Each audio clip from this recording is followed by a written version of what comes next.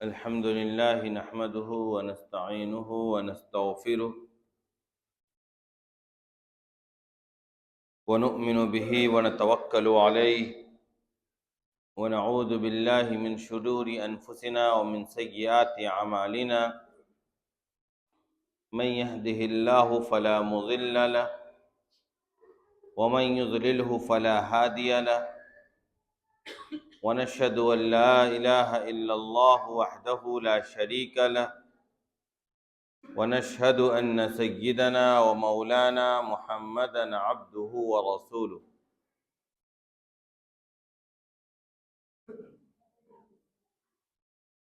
قال الله تبارك وتعالى إنما يخشى الله من عباده العلماء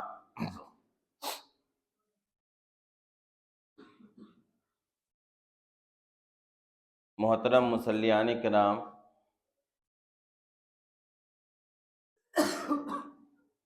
شعبان المعظم کا مہینہ شروع ہو چکا ہے اور اس کے بعد رمضان المبارک کا آغاز ہو جائے گا۔ اس سلسلے میں میں نے آپ سے پچھلے مہینے ہی یہ گفتگو کی تھی کہ ہمیں اور آپ کو رمضان کے استقبال کے لیے رمضان المبارک کو خیر و عافیت کے ساتھ اللہ تبارک و تعالیٰ کی عبادت میں گزارنے کے مقصد سے ابھی سے ہی تیاری کرنی ہوگی، اور اس سلسلے میں نے آپ کو کچھ کام بھی بتلائے تھے، جیسے کیا کیا کام کیا جائے جس سے ہمارا اور آپ کا دل تبدیل ہو، اور جو دنیاوی امور ہیں ہمارے اور آپ کے، انہیں کیسے رمضان سے پہلے ہی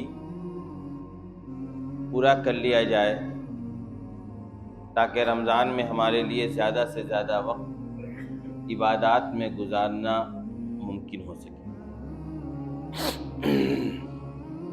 اس سلسلے میں میں نے آپ کو نماز باجماعت کی ادائیگی کی تاکید کی تھی، قرآن کریم کی تلاوت کا معمول بنا لینے کی درخواست کی تھی، اور کچھ وقت اللہ تبارک و تعالیٰ کے ذکر و اذکار میں گزارنے کی بھی درخواست کی گئی تھی کہ آپ حضرات یہ کام کرنے لگیں گے تو رمضان تک طبیعت کے اندر عبادات کے کرنے کا، عبادات میں سبقت لے جانے کا شوق پیدا ہو جائے گا، ورنہ بالکل آپ رمضان سے چاہیں کہ ہماری زندگی تبدیل ہو جائے ایک مہینے کے اندر، اور 11 مہینہ ہم کسی اور دنیا میں تھے، فوراً تبدیل ہوں، فوراً تبدیلی دکھنے لگے، یہ مشکل ہے۔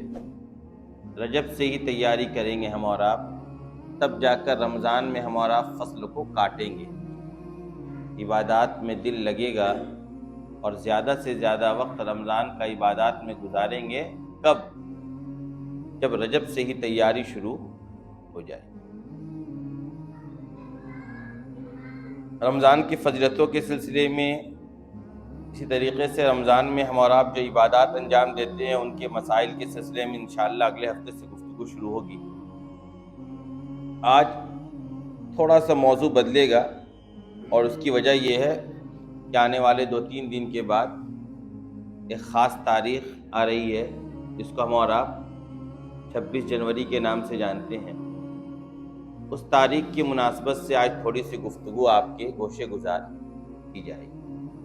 عام طور پر ہم لوگ یہ کوشش کرتے ہیں کہ 15 اگست کا موقع ہے یا 26 جنوری کا موقع ہے تو اس موقع پر ہم وہ تاریخ جانیں اور پڑھیں اور سنیں جو تاریخ دنیا ہمیں آج بتلاتی نہیں ہے، بلکہ اکثر اس کو مٹا ہی دیا گیا ہے، اور یہ کوشش بھی ہے کہ آنے والے وقت میں کہیں نام و نشان بھی تاریخ کے اوراق میں ان واقعات کا نہ رہے جو واقعات ہم اور آپ تذکرہ کرتے ہیں۔ 26 جنوری یوم جمہوریہ کے طور پر اس ملک کے اندر بنایا جاتا ہے، یعنی اس دن سے اس ملک کے اندر ایک دستور کا راج نافذ ہوا۔ 26 جنوری 1950 سے اس ملک کے اندر ایک خاص دستور کا، ایک خاص آئین کا راج نافذ کیا گیا کہ اب یہ جو ملک ہے وہ اس خاص کنسٹیٹیوشن، خاص سمویدھان، خاص دستور، خاص دفعات کے تحت آگے اپنے آپ کو بڑھائے گا اور ترقی کی راہ پر آگے بڑھے گا۔ یہی طے ہوا تھا۔ کب؟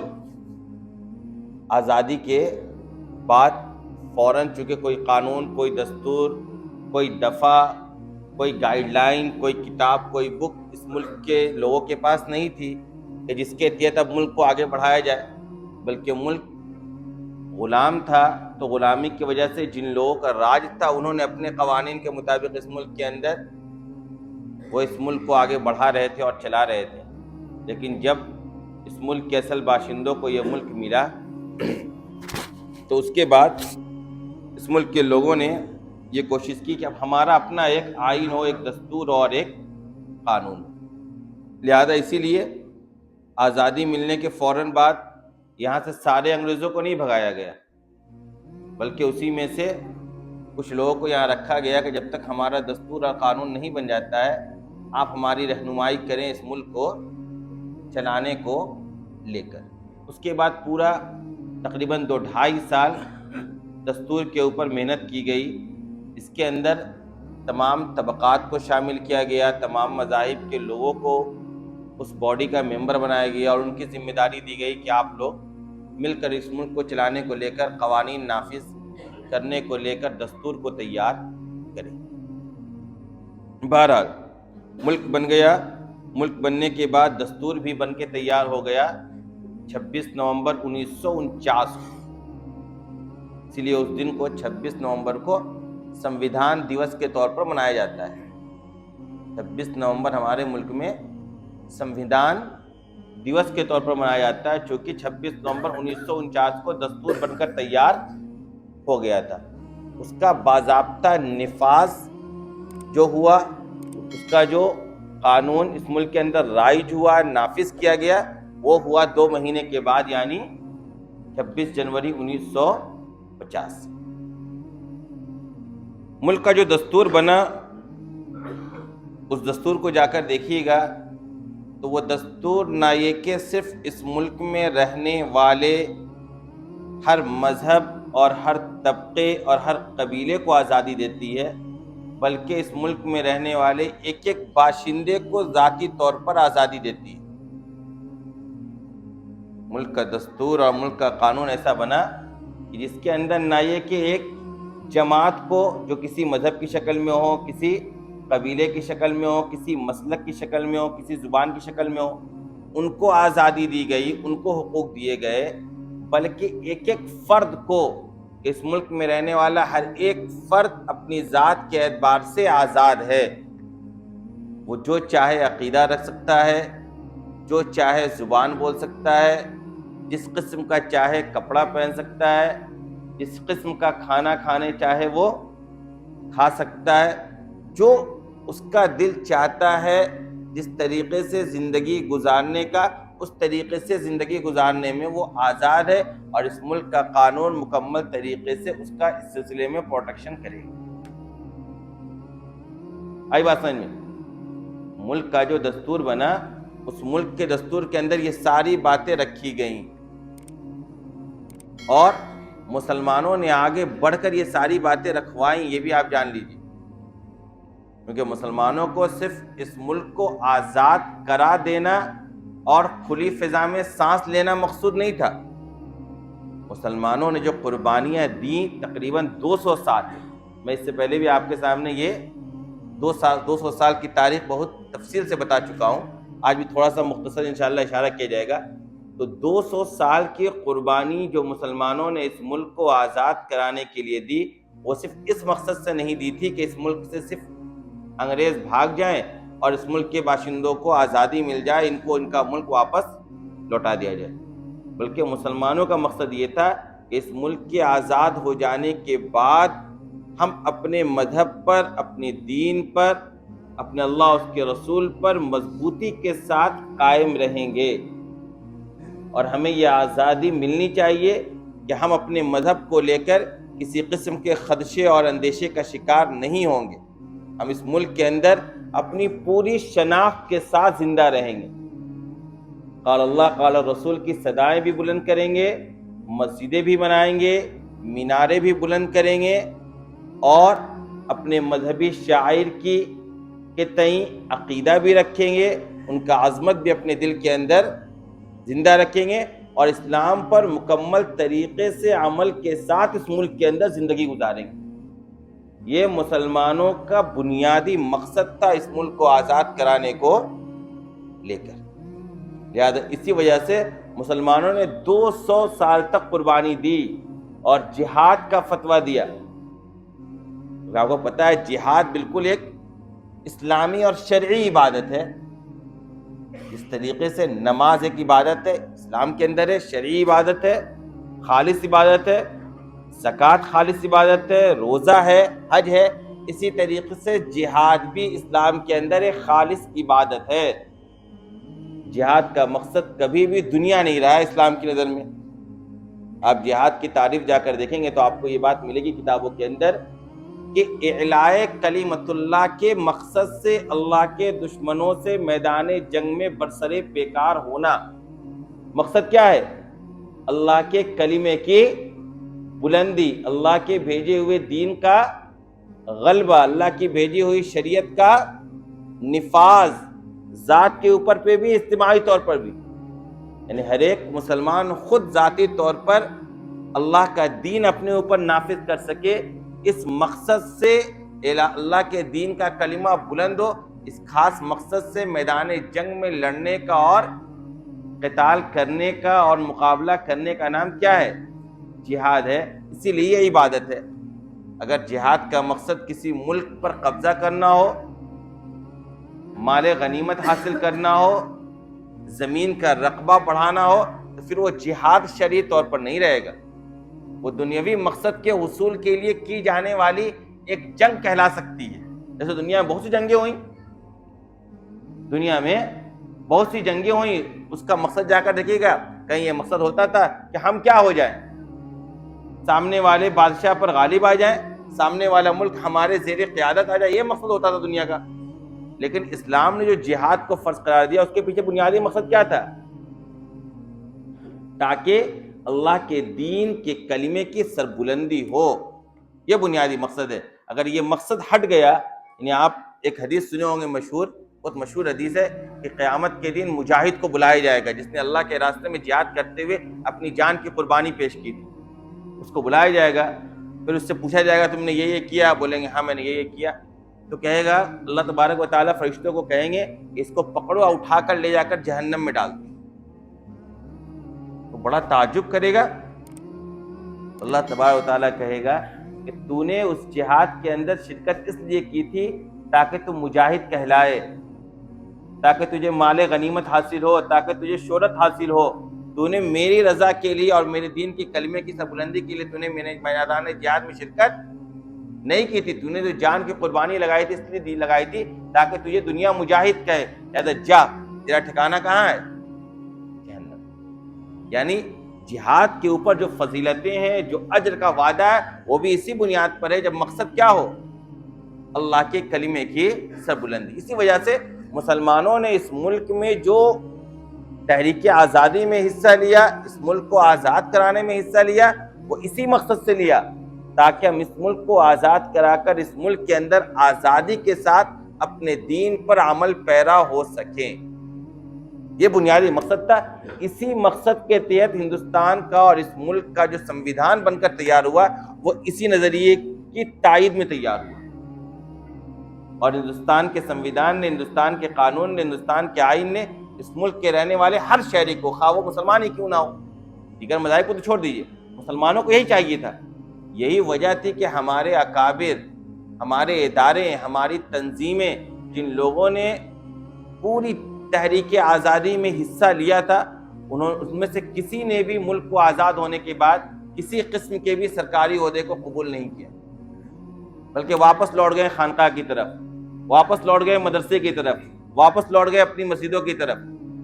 کہا نہیں، ہمارا مقصد اس ملک کو آزاد کرانے کو لے کر عہدہ اور منصب حاصل کرنا نہیں تھا. ہمارا مقصد تھا کہ ہم اس ملک کے اندر اللہ کے دین پر صحیح طریقے سے عمل کر سکے. اس مقصد سے ہم نے اس ملک کو آزاد کرا دیا. ہم نے ایک قانون اس طریقے کا اس ملک کا سنویدھان تیار کروا دیا. اب ہمارا مقصد کوئی عہدہ قبول کرنا، کوئی منصب حاصل کرنا، وزیر اعظم بننا اور اس ملک کا صدر بننا، یہ مقصد ہمارا نہیں ہے. اسی وجہ سے آپ جا کر دیکھیں گے کہ جن اکابرین نے قربانی دی ان میں سے کسی نے بھی کوئی عہدہ قبول نہیں کیا. کسی ادارے نے قبل کے اعلان کر دیا کہ اب ہماری یہ تنظیم، ہمارا یہ ادارہ بالکل غیر سیاسی ادارہ ہے. آپ نے اس ملک کے اندر نام سنا ہوگا جمعیت علماء ہند کا، مسلمانوں کی بہت بڑی تنظیم ہے جس کی پوری تاریخ ہے اس ملک کو آزاد کرانے میں. اس کا دستور جا کر اٹھائیے گا، قانون اٹھائیے گا، جا کر دیکھیے گا، تو اس میں لکھا ہوا ہے کہ جمعیت علماء ہند ایک غیر سیاسی جماعت ہے، خالص مذہبی جماعت ہے. اس کا مقصد یہ ہے کہ مسلمانوں کی فلاح و بہبود کے لیے جو کام کرنا ہے مذہبی طور پر، وہ کام یہ تنظیم ادا کرے گی. اس تنظیم کا مقصد سیاست نہیں ہے، اس تنظیم کا مقصد سیاست میں حصہ لینا نہیں ہے. اس تنظیم کا مقصد اس ملک کے اندر اپنا راج نافذ کرنا. کیوں؟ کیونکہ مسلمانوں نے یہ پوری جنگ کس مقصد سے لڑی تھی؟ اللہ کے کلمے کو بلند کرنے کے مقصد سے. عہدہ اور دنیا پرستی کے مقصد سے یہ جنگ میں شرکت نہیں کی گئی. اسی وجہ سے مسلمانوں نے ایسا دستور بنا کر اپنے آپ کو پورے اس سسٹم سے الگ کر لیا اور وہ اپنے کام کے اندر لگ گئے، اللہ کے دین کی طرف وہ لوٹ چلے. ہاں، اور اس کے ساتھ مسلمانوں کو یہ آزادی دی، پابندی نہیں لگی.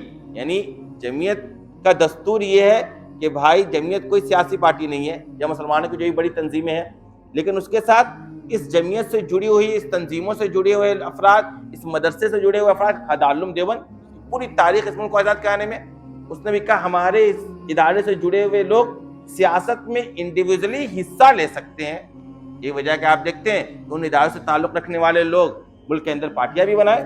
آسام کے اندر AIUDF کا نام سنا ہوگا آپ نے، مولانا بدرالدین اجمل، ان کی پوری ایک پارٹی ہے. ان کا تعلق دارالعلوم دیوبند سے پڑے ہوئے ہیں، وہ جمعیت کے وہ صدر ہیں وہاں آسام کے اندر، اور ان کی پوری ایک پارٹی ہے.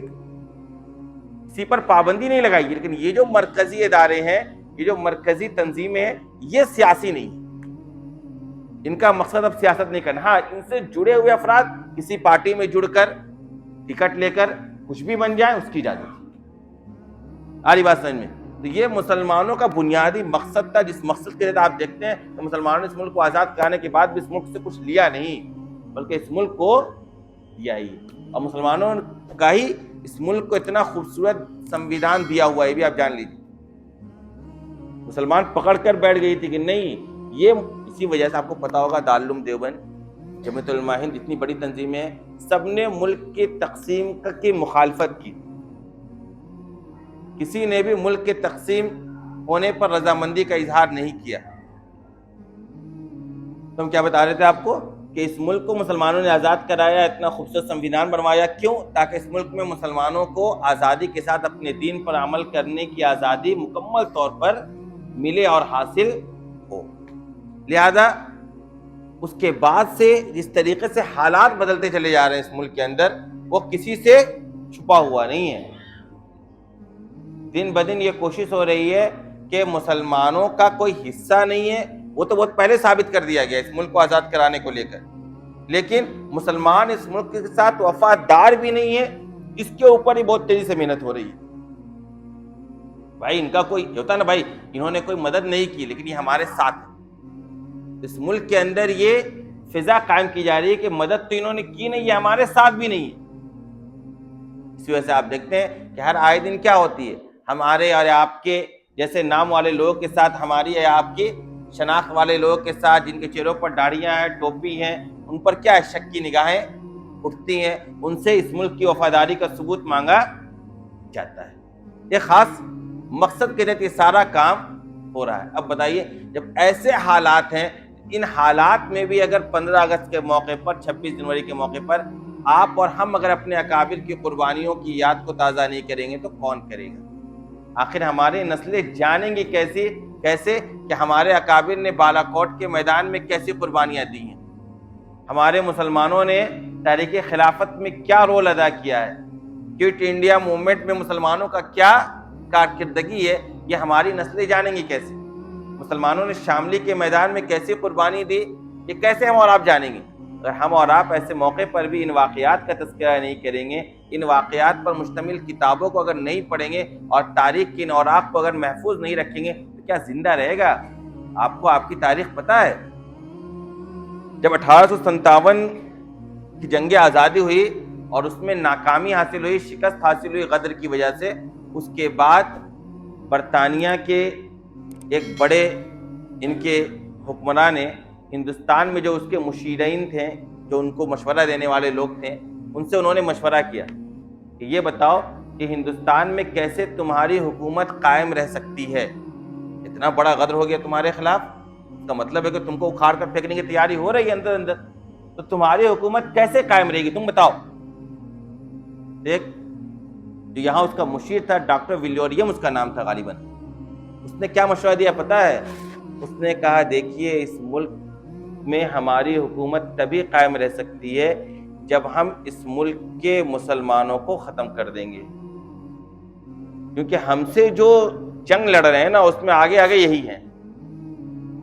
اور اس نے لکھا کہ صرف مسلمانوں کو ختم کرنے سے کام نہیں چلے گا، اس سے پہلے ضرورت یہ ہے کہ مسلمانوں کا تعلق ان کے علماء سے اور قرآن کریم سے ختم کرنا ہوگا۔ ان کو یہ ساری تعلیم، ساری فکر یہاں سے مل رہی ہے، ان کا مذہب ان کے اندر یہ آگ بھر رہا ہے، یہ ہمارے خلاف میدان جہاد میں کھڑے ہیں، لہٰذا ان کو ان کے علماء سے اور قرآن کریم سے کیا کر دیا جائے؟ الگ کر دیا جائے۔ پتہ ہے اس کے بعد کیا ہوا؟ اس کے بعد 1861 کے اندر اس ملک کے اندر قرآن کریم کے 3 لاکھ نسخے بدبختوں نے جلائے۔ کتنے نسخے؟ 3 لاکھ قرآن کریم کے نسخے ان بدبختوں نے جلا دیا، اور یہ سمجھ رہے تھے بیوقوف کہ قرآن کریم محفوظ ہے ان نسخوں کے اندر۔ اللہ نے قرآن کو ان نسخوں کے اندر محفوظ نہیں رکھا ہے، مسلمانوں کے سینوں کے اندر محفوظ رکھا ہے۔ سارے لائبریریاں اگر چلا دی جائیں گی، قرآن کریم کے نسخے کی چھپنے پر پابندی لگا، کئی ملکوں میں لگا، روس کا جب پورے ان علاقوں پر جب قبضہ تھا تو یہی ہوا، قرآن کریم کے ایک ایک نسخے رکھنے پر پابندی لگ گئی، کوئی نسخہ چھاپ نہیں سکتا تھا، کوئی اپنے گھر میں قرآن کریم رکھ نہیں سکتا تھا، لیکن قرآن مٹ گیا۔ کوئی قرآن تو محفوظ رکھا گیا سینہ در سینہ، چھوٹے سے بچے کو اٹھائیے اور وہ آپ کے سامنے قرآن کریم پڑھ دے گا۔ آج کا میں واقعہ سناتا ہوں، میرا بھانجا ہے، ابھی 4 سال کا بھی نہیں ہوا ہے، وہ آیا ہے رات، وہ صبح میرے پاس آیا اور کہہ رہا ماموں مجھے الحمدللہ رب العالمین کا ترجمہ بتائیے۔ میں نے اس کو بتلا دیا، بولا الرحمن الرحیم کا ترجمہ بتلائیے، مالکی یوم الدین کا بتلائیے، ایاک نعبد و ایاک نستعین کا بتلائیے، پھر کہتا ہے سورہ بروج مجھے آپ سنائیے۔ دیکھیے چھوٹے چھوٹے بچوں کے ذہن و دماغ کے اندر قرآن کریم محفوظ ہے۔ کہاں سے آیا بھائی؟ ان مکتبوں سے آیا، وہ ایک مکتب میں پڑھتا ہے۔ یہ مکاتب، ان مکاتب کی اہمیت پر گفتگو ہوتی نہیں، اسی وجہ سے ہوتی ہے تاکہ مسلمان بحیثیت مسلمان زندہ رہے، وہ اسی طریقے سے رہے گا۔ وہ چھوٹا بچہ 4 سال کہاں سے سیکھ کے آ رہا ہے؟ مکتب سے سیکھ کے آ رہا ہے، مدرسے سے سیکھ کے آ رہا ہے، مسجد سے سیکھ کے آ رہا ہے، تبھی تو اس کو یہ ساری باتیں یاد ہیں۔ تو اللہ تبارک و تعالیٰ نے قرآن کریم کی حفاظت کی خود ذمہ داری لی ہے، اور حفاظت کا یہ ذریعہ ہے۔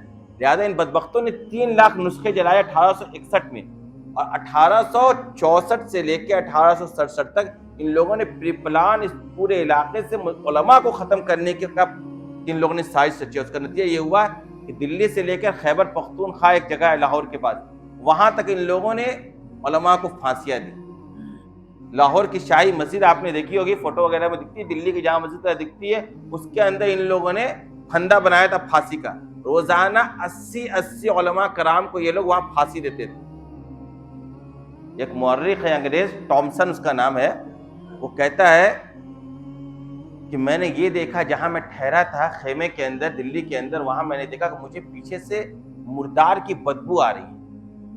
کہا جا کر میں نے دیکھا تو دیکھا کہ آگ کا انگارہ ہے، اور 40 علماء کو لایا جاتا ہے اور اس انگارے پر ڈال دیا جاتا ہے، وہ 40 جل کر راکھ ہوتے ہیں، دوسرے 40 کا کپڑا اتارا جاتا ہے، ان کو اس کے اوپر ڈال دیا جاتا ہے۔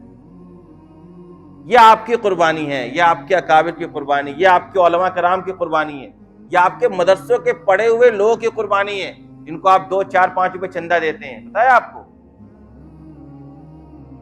یہ آپ کے ان مدرسوں کے پڑھے ہوئے لوگ ہیں جن کو آپ دیکھ رہے ہیں، اور یہ قربانی ہمیں آپ کو پتہ ہی نہیں ہے۔ اور انگریز مورخ لکھ رہا ہے، یعنی میں جو باتیں کر رہا ہوں وہ انگریز مورخ کی کتاب سے باتیں کر رہا ہوں۔ وہ خود کہہ رہا ہے، کہتا ہے وہ کہ دلی کے اندر کم از کم 500 درختوں پر مسلم علماء کرام کو پھانسی دی گئی، جلایا گیا، تانبوں سے داغا گیا ہے علماء کرام کو۔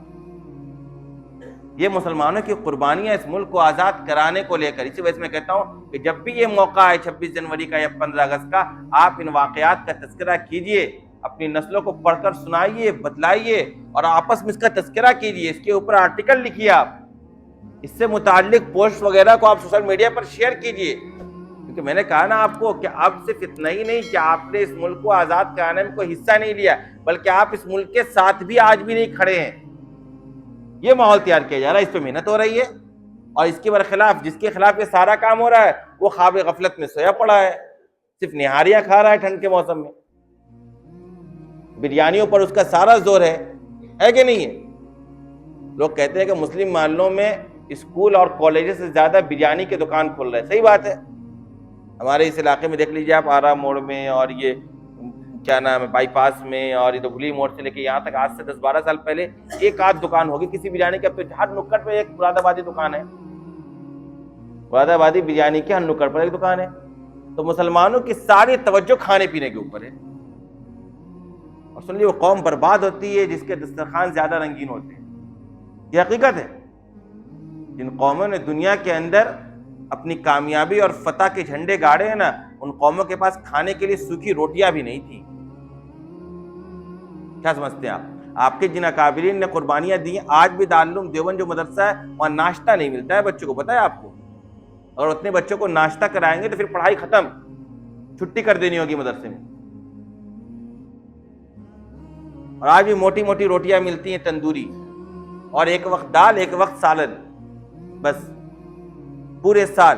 اور آج بھی اچھی خاصی داڑھی والے لوگ بھی جا کے لمبی لمبی لائن لگا کر کھانا لیتے ہیں، 100 150 200 بچے کے پیچھے لائن لگاتے ہیں اور کھانا لیتے ہیں۔ چٹائیوں پر بیٹھ کر جن لوگوں نے قربانیاں دی، انہوں نے اس ملک کو آزاد کرایا انگریزوں سے۔ آج کے نوجوان نسلوں کو آپ کہہ دیے یہاں سے ونود بہاری مہتو چک تک دوڑ کر آنا ہے، اس کی نانی مرے گی، صحت و تندرستی ہے ہی نہیں ہے۔ جس طرح کی چیزیں کھا رہے ہیں اور کھلا رہے ہیں اس سے صحت بنے گی کبھی؟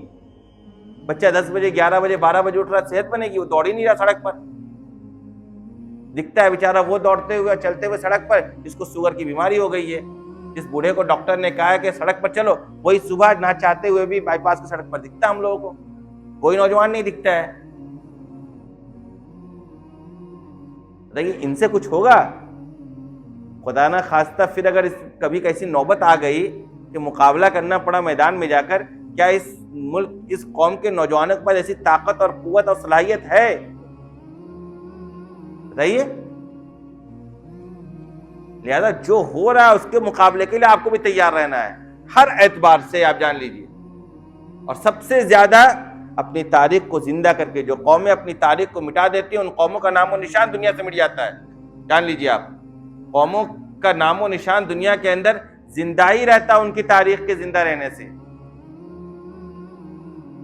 اور جن اسکولوں میں جن اداروں میں بچے پڑھتے ہیں وہاں ایک مخصوص قسم کی تاریخ پڑھائی جاتی ہے، مخصوص قسم کی بات بتائی جاتی ہے، 8-10 نام بتا دیے جاتے ہیں، 1-2 مسلمانوں کا بھی نام ہے اس میں، ان کو پتہ ہی نہیں شیخ الہند نے تحریک ریشمی رومال کیا کیا تھا، تحریک ریشمی رومال کیا تھا ان کو پتہ ہی نہیں ہے، میں تو بتا چکا ہوں آپ کو اس سے پہلے۔ مولانا عبید اللہ سندھی رحمۃ اللہ علیہ نے کیا کیا تھا افغانستان میں جا کر ان کو پتہ ہی نہیں ہے۔ حضرت شیخ الہند رحمۃ اللہ علیہ کیوں ہجرت کر کے گئے تھے مدینہ منورہ، اور کیوں پھر مالٹا کے جیل میں 4 سال ان کو گزارنی پڑی؟ مولانا حسین احمد مدنی رحمۃ اللہ علیہ کو کیوں گزارنی پڑی؟ مولانا فضل خیر آبادی نے کالا پانی کی سزا کیوں کاٹی؟ مولانا جعفر تھانیسری نے کیا قربانیاں دی؟ مسلمانوں کی تاریخ اور قربانیوں کی ایک لمبی داستان ہے، اس کو کوئی نہیں مٹا سکتا ہے، لیکن شرط یہ ہے کہ مسلمان اس کو خود زندہ رکھنے کو تیار رہے۔ مسلمان ہی اگر مٹانے پر آ جائے تو پھر کیا؟ اگر ہم اپنے آپ کو خود برباد کرنے پر آ جائے کوئی مجھے بچا سکتا ہے؟ یا ہم اپنے آپ کو خود اگر بنانے پر آ جائے کوئی مجھے بگاڑ سکتا ہے؟ کوئی نہیں سکتا ہے۔ جب تک انسان خود بذات خود اپنے آپ کو جہنم کے گڑھے تک نہیں لے جائے گا، کوئی فرشتہ اس کو پکڑ کر لے کر نہیں جانے والا ہے۔ انسان اپنے اعمال سے، اپنی سوچ سے، اپنی فکر سے، اپنے عقیدے سے، اپنی کرتوتوں سے جہنم تک جائے گا، اور جنت میں بھی وہی جائے گا جس کے اعمال جنت میں لے جانے والے ہوں گے۔ اور عمل کرے گا کون؟ خود وہ انسان عامل وہی ہے۔ لہٰذا اپنی ان تاریخوں کو زندہ کیجیے، اپنی نسلوں کو بتائیے، ایسی کتابیں لائیے اپنے گھروں کے اندر جن میں یہ تاریخ محفوظ ہے، اور بچوں کو پڑھ پڑھ کر سنائیے اور زندہ رکھیے۔ اس طرح کے آپ کے سے متعلق اسکولوں کا پروگرام ہو تو وہاں آپ ان ٹاپک پر گفتگو کیجیے، بتلائیے اپنی نوجوان نسلوں کو کہ اس ملک کو آزاد کرانے میں مسلمانوں نے کیا کیا قربانیاں دی ہیں، مسلم اداروں نے کیا قربانیاں دی ہیں، مسلم تنظیموں نے کیا قربانیاں دی ہیں، کابروں نے کہا نا خانقاہ چھوڑ کر جا کر، اور مقصد بھی کیا تھا؟ صرف اللہ کے دین کو بلند کرنا، ورنہ پھر آپ کو نام وہی ملتا ہے۔ شروع کے 8-10 کیبنٹ اٹھا دیجئے، کہیں کوئی مسلمان کا نام نہیں ملے گا آپ کو سوائے ایک مولانا ابوالکلام آزاد کے، کیونکہ مسلمانوں کا مقصد یا مسلم علماء کرام کا مقصد دنیا حاصل کرنا، دنیا کے عہدے حاصل کرنا تھا ہی نہیں۔ اللہ تبارک و تعالی ہم سب کو ان سب تاریخوں کو زندہ کرنے کی توفیق عطا فرمائے۔